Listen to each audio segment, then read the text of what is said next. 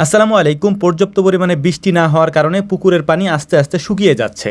এজন্যই ভাবলাম যে আজকে পুকুরের মাছগুলিকে একটু দেখা দরকার, এর পাশাপাশি পুকুরে নেমে পুকুরের থেকে গ্যাসগুলিকে উঠিয়ে দেওয়া দরকার। এজন্যই আমরা সকাল সকাল বড় একটা জাল নিয়ে এসেছি পুকুরে মাছ ধরার জন্য। আর এই বড় জাল দিয়ে মাছ ধরার একটা সুবিধা হচ্ছে, এটা দিয়ে মাছ ধরলে পুকুরের নিচে যে গ্যাস জমা থাকে সেটা পানির নিচ থেকে উঠে যায়। তো জাল নিয়ে আসার পর আমরা ভাবলাম পুকুরে নামার আগে আমরা মূলত আগেই পানির ব্যবস্থাটা করে রাখি, অর্থাৎ আমাদের যে স্যালো মেশিনটা আছে এটাকে আমরা চালিয়ে দিই, এর পাশাপাশি আমরা মাছ ধরতে থাকি, পানিও হয়ে যাবে এর মধ্যেই। মেশিনটা যেহেতু অনেকদিন ধরে চালানো হয় না, তাই এই মেশিনটাতে বেশ কিছু সমস্যা দেখা দিল। এই সমস্যাগুলি সমাধান করে পরিপূর্ণভাবে মেশিনটাকে চালিয়ে দিয়ে তারপর আমরা পানির দিকে যাচ্ছিলাম পানিতে নামার জন্য, মাছ ধরার জন্য।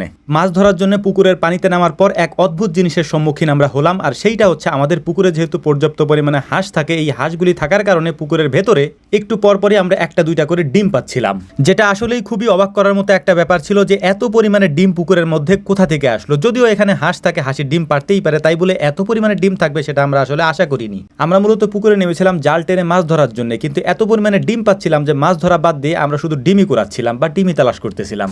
যাই হোক, আমরা এখানে এসেছি মাছ ধরার জন্য, তাই মাছ ধরার কাজটাকে আমরা প্রাধান্য দেওয়ার জন্য সবাইকে বললাম যে এগুলা বাদ দাও, মূলত আমরা যে কাজে এসেছি অর্থাৎ মাছ ধরার জন্য, সেই মাছ ধরার কাজটাই আমরা মূলত করি এখন। হাঁসে পুকুরের পানিতে ডিম পাড়ার একটা কারণ হচ্ছে আমরা হাঁসগুলিকে খুব সকাল সকাল ছেড়ে দিই, এইটা একটা কারণ যেটা আমরা আগে থেকেই জানি, তবে আমরা এরপর থেকে এই কাজটা আর করবো না ইনশাআল্লাহ। এর পাশাপাশি পুকুরের পানিতে এই হাঁসগুলি যেখানে দাঁড়ায় বা যেখানে বসে ওই জায়গাটাতে ওদের ডিম পাড়ার একটা ব্যবস্থা আমরা করে দিব। ওখানে একটা ক্যারেট দিয়ে দিব অথবা ওখানে আমরা কিছু খড় দিয়ে দিব যাতে ওরা ওটার উপরে ডিম পাড়তে পারে, এবং পরবর্তীতে ওই ডিমগুলি যাতে আমরা এখান থেকে সংগ্রহ করে নিয়ে যেতে পারি, এটার একটা ব্যবস্থা আমরা করে দেবো ইনশাআল্লাহ। জাল টানার জন্য আমাদের এখানে অভিজ্ঞ কোনো লোক নেই, অর্থাৎ এই জালগুলি টানার জন্য মূলত অভিজ্ঞ লোকের প্রয়োজন হয়, তবে আমরা নিজেরাই জালগুলি টানার চেষ্টা করতেছিলাম এবং খুব সুন্দরভাবে আমরা টেনে এনেছিও। এবং মাছগুলি দেখলাম, মাছগুলি দেখে আমাদের আসলে মন জুড়িয়ে গেছে। মাছগুলি দেখতেছিলাম আর আল্লাহ শুকরিয়া আদায় করতেছিলাম, আল্লাহ তাআলা কত নিয়ামত আমাদের জন্য রেখেছেন। আসলে আমি মাঝে মাঝে এটা ভেবে অবাক হই। যাই হোক, আলহামদুলিল্লাহ, মাছগুলি আমাদের ধরার কোনো উদ্দেশ্য নেই, এই মাছগুলিকে আমরা ছেড়ে দিব, কারণ আমরা পুকুরে জাল টান দিয়ে এর নিচ থেকে যে গ্যাস রয়েছে পুকুরের মাঝখানে, কারণ পানি যেহেতু অল্প,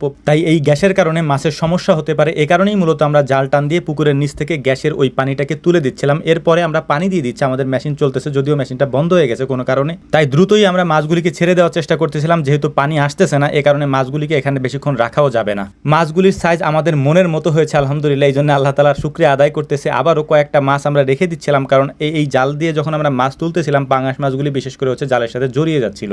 এই কারণেই যে মাছগুলি আমরা রাখছি, এই মাছগুলো হচ্ছে যে জালের সাথে আটকে গিয়ে যে অসুস্থ হয়ে গিয়েছে এবং পরবর্তীতে এগুলো মারা যাওয়ার সম্ভাবনা থাকতে পারে, এই কারণে মাছগুলিকে আমরা রেখে দিয়েছি আলহামদুলিল্লাহ। মাছ ধরা মোটামুটি আমাদের শেষ। আমরা যেহেতু 4-5 জন মিলে তারপর পুকুরের মধ্যে নেমেছিলাম, তো মূলত আমাদের যে কাজটা বা যে উদ্দেশ্যটা ছিল যে পুকুরের মাঝখান থেকে কাদার মধ্যে থেকে যে গ্যাসটা আছে সেটাকে উঠিয়ে দেওয়া, সেই কাজটা আমরা করতে পেরেছি। এটা করার পর মাছগুলিকে নিয়ে আমরা চলে যাচ্ছি। এর পাশাপাশি আমরা আবারও মেশিনটাকে চালিয়ে দিচ্ছিলাম, কারণ মেশিনটা হচ্ছে বারবার ডিস্টার্ব দিচ্ছিল, তবে এখনো পর্যন্ত আলহামদুলিল্লাহ চলতেছে মেশিনটা। তো যাই হোক, আমাদের জন্য দোয়া করবেন, আল্লাহ তাআলা যেন আমাদের ব্যবসায় বারাকা দান করেন। আসসালামু আলাইকুম ওয়া রাহমাতুল্লাহ।